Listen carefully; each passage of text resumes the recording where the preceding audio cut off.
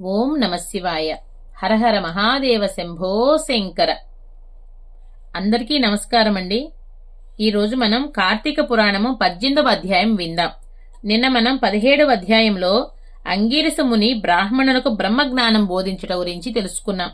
ఈరోజు మనం 18వ అధ్యాయంలో అంగీరస ముని బ్రాహ్మణులకు కర్మాచరణ గురించి తెలపటం గురించి విందాం. వీడియో చూసే ముందు అందరికీ కూడా ఒక విన్నపం అండి. ఒక చిన్న లైక్ చేసి ఓం నమశివాయ అని కామెంట్ చేయండి. మీరిచ్చే ఒక చిన్న లైకు కామెంటు నా ఛానల్ గ్రోత్కి ఎంతో ఉపయోగపడుతుంది. నా ప్రీవియస్ వీడియోస్ కూడా చూసి నచ్చితే ఒక చిన్న లైక్ చేయండి ప్లీజ్. ఇప్పుడు మనం వీడియోలోకి వెళ్ళిపోదాము. కార్తీక పురాణం 18వ అధ్యాయం. ఓ మునీశ్వర, నిన్ను దర్శించుట వలనను నీ బోధనలను వినుట వలనను నేను ఎంతో ధన్యుడనైతిని. నీ వలన విశేషమైన జ్ఞానమును పొందితిని. నాకు నీవే తండ్రివి, సోదరుడవు, గురువువు, నేను శిష్యుడను. నా యందు దయవుంచి మరికొన్ని విషయములను తెలపండి అని అడిగాడు. అప్పుడు అంగీరస ముని ఇట్లు చెప్పెను. ఓయి, నిత్యము కాని ఈ శరీరమును ఆశ్రయించి ఆత్మను మరచి శరీరాదులు అనే ఆత్మయని భావించవద్దు. ఆత్మకు ఎప్పుడూ కూడా సుఖ దుఃఖాది ద్వంద్వములనేవే లేవు. అవి దేహాది ధర్మము కనుక ఆత్మ విషయమైన సందేహము కలవాడు కర్మ చేయవలెను. దానితో చిత్తశుద్ధి కలిగి దాని ద్వారా జ్ఞానమును పొంది దానిచే ఆత్మను యథార్థముగా తెలుసుకొనుటకు ప్రయత్నించవలెను. దేహధారి తనకు విధింపబడిన స్నానాది సమస్త కర్మలను కూడా భక్తితో విధిగా చేయవలెను. వర్ణాశ్రమ ధర్మములను అనుసరించి తనకు ఏ కర్మ చేయవలెనని నిర్ణయింపబడిందో తెలుసుకుని ఆ కర్మను తాను చేయవలెను. స్నానము చేయకుండా చేసే కర్మ నిష్ప్రయోజనమగును. బ్రాహ్మణునకు ప్రాతస్నానము వేదోక్తమైనది. నిత్యము కూడా ప్రాతస్నానము చెయ్యలేనివాడు తులాకార్తీకమందును మకర మాఘమునందును మేష వైశాఖమునందును స్నానము చేయుట వలన పాప విముక్తుడై వైకుంఠమును పొందును. చాతుర్మాస్యాది పుణ్యకాలములలోని గ్రహణ సమయములందును స్నానము తప్పక చేయవలెను. బ్రాహ్మణులు ముఖ్యముగా స్నానము, సంధ్య, జపము, హోమము, సూర్య నమస్కారము ఇవి తప్పనిసరిగా చేయవలెను. స్నానము చేయనివాడు రౌరవాది నరకములను పొంది అనేకమైన బాధలు అనుభవించును. తరువాత అతడు కర్మభ్రష్టుడై మరలా పుట్టును. అప్పుడు ఆ బ్రాహ్మణుడు, మునీశ్వర, చాతుర్మాస్య వ్రతము ఎవరిచే చేయబడిందో ఆ వ్రత విధానము ఎట్లో, ఆ వ్రతం ఆచరించుట వలన ఎటువంటి ఫలితం కలుగుతుందో దయ ఉంచి తెల్పండి అని కోరగా అంగీరస ముని ఇట్లు చెప్పెను.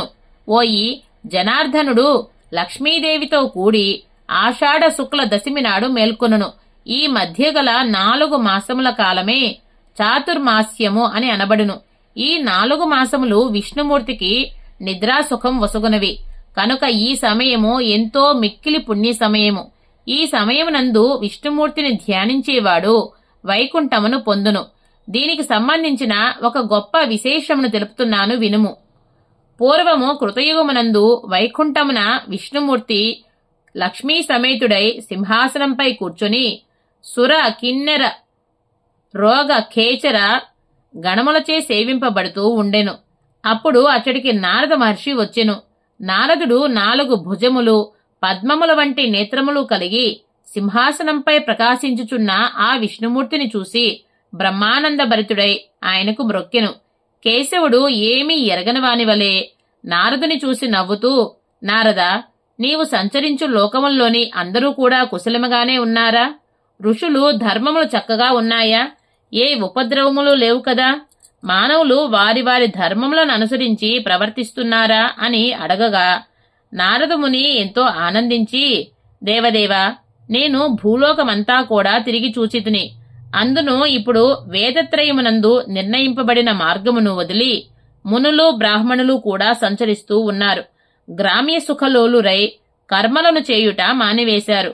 వారెట్లు ముక్తి పొందుతారో నేను తెలుసుకోలేకపోతున్నాను.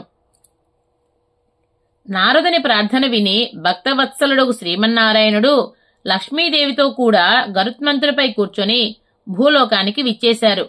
అట్లు భూలోకానికి విష్ణుమూర్తి వచ్చి వృద్ధ బ్రాహ్మణ రూపము ధరించి పుణ్యక్షేత్రముల యందును, తీర్థములందును, పర్వతముల యందును, అరణ్యములలోనూ, ఆశ్రమ ప్రాంతాల్లోనూ కూడా సంచరిస్తూ ఉండెను. వృద్ధరూపధారి అయిన విష్ణుమూర్తి అట్టి మానవులను చూసి వారిని మంచి మార్గమున తేగల ఉపాయమును గురించి ఆలోచిస్తూ నైమిశారణ్యమందున్న మునీశ్వర్ల వద్దకు వెళ్లాడు. ఆ విధంగా వెళ్లి వృద్ధ బ్రాహ్మణ రూపమును విడిచి యథారూపముతో లక్ష్మీ సమేతముగా గరుడారూఢుడై కోటి తేజస్సు కలిగి ప్రకాశిస్తూ ఉండెను.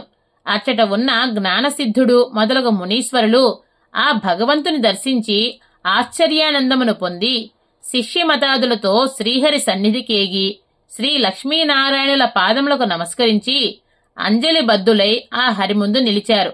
ఇంతటితో కార్తీక పురాణము 18వ అధ్యాయం సంపూర్ణం. ఓం నమః శివాయ అండి. Please like, share, subscribe my channel. ఓం నమః శివాయ.